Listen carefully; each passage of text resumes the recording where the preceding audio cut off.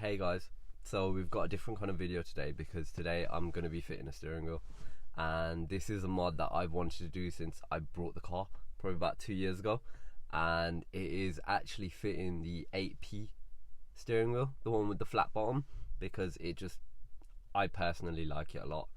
And although the fitting of a steering wheel is relatively simple, it's the horn bit which is a bit complicated.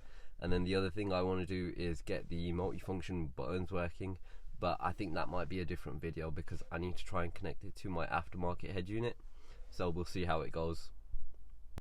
So just to show you, this is the original steering wheel from my S3, and now this is the 8P one fitted. So to be honest, I was in a real rush when I got it. I wanted to get it in the car and fitted, so I wasn't able to film actually taking this one off. Actually really simple to get this steering wheel off. On the airbag there's two holes, one right there, one right there, and they are actually fed with a bolt which goes through these holes on the side. So you simply get a T30, you undo the T30 bolts out of here, and the airbag simply falls away. There is a wiring loom that is plugged in, and I've actually butchered that wiring loom up and put it into this one, hence why I can't film taking this one off. But once that's done, there's a M10 triple spline bolt that is in the middle. Once you take that one out, this steering wheel slides off and you simply slide the new one in. So this is a blown airbag on the right, and this is an airbag cover. So an airbag cover is literally the cover, and what we're going to do is we're going to swap it onto this blown airbag. And the reason why I'm doing that is because this came with my steering wheel, and what I want to do is I want to use this airbag just for now to get the horn in and get the horn connected, and I want to do some testing and see if I can get the multifunction steering wheel to connect up. So until I buy a proper airbag and eventually replace it, because safety is always needs to be first, I will just be putting this one on just to test it out. So the airbag cover itself, it's got 9 rivets that go all the way around, and when you drill them out you can put new rivets in on this one, and it should look a lot better than it does now, so it won't have this nice mouth. So before I actually take this airbag off completely, I want to make note of where the top of it is, and the top of it is marked by this black plastic bit that's sticking out, and the bottom of it is where the V kind of ends. So it's really important to get that into memory, because I want to make sure that this is the right way on, with the airbag logo at the bottom. So this should hopefully slide off now. I might have to get a screwdriver in.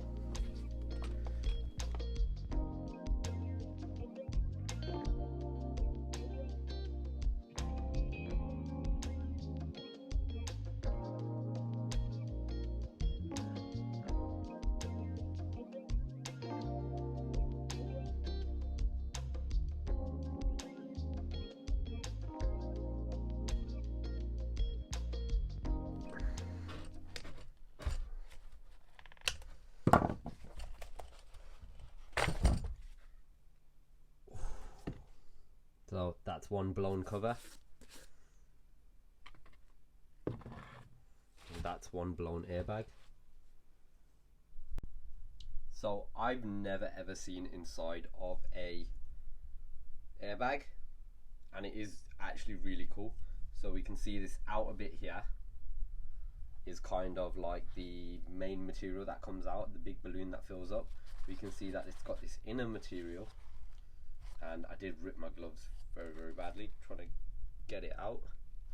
And then we've obviously got the explosive bit in the middle, which kind of explodes. It's got like this metal mesh.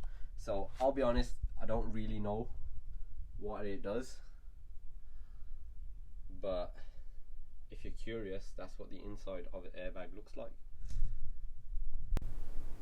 So thanks to the Amazon delivery man today, I've got all of my rivets. I thought I had rivets, but I clearly didn't. So they're actually a really specific size. So rivets come in different sizes, but the thing with rivets is that they come in different widths, and the width that I had at home was the 3mm ones, but what I needed was the 4.8mm ones. And we can see in here I've put 2 in just to hold it in, and I'm going to get my rivet gun, the little handle type. We're simply going to put it into the hole, slide it in, and then we're going to click it. So you will have to do this probably twice normally before it breaks. And that's it.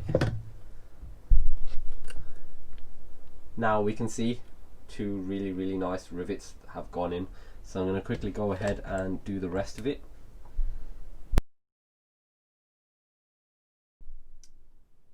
So what I've got over here is the standard 8L connector. So this is the standard connector that actually connects into the steering column of the standard 8L, and this is the wiring loom that comes on the back of the airbag of the 8P steering wheel. So what I'm going to do is, the brown and the black wire are actually your horn wires on the 8L, and then on the 8P steering wheel it's actually this yellow and this brown. Now the thing with this brown is a shared ground between the multifunction steering wheel, which I'm going to try and wire up and get functioning, and the horn system. So what I'm going to do for now is I'm going to connect up these wires. I'm just going to attach them, solder them together, and then once they're soldered together, that means I'm going to have an 8L connector that will connect into my 8L steering wheel, but it's going to be connected to my 8P airbag.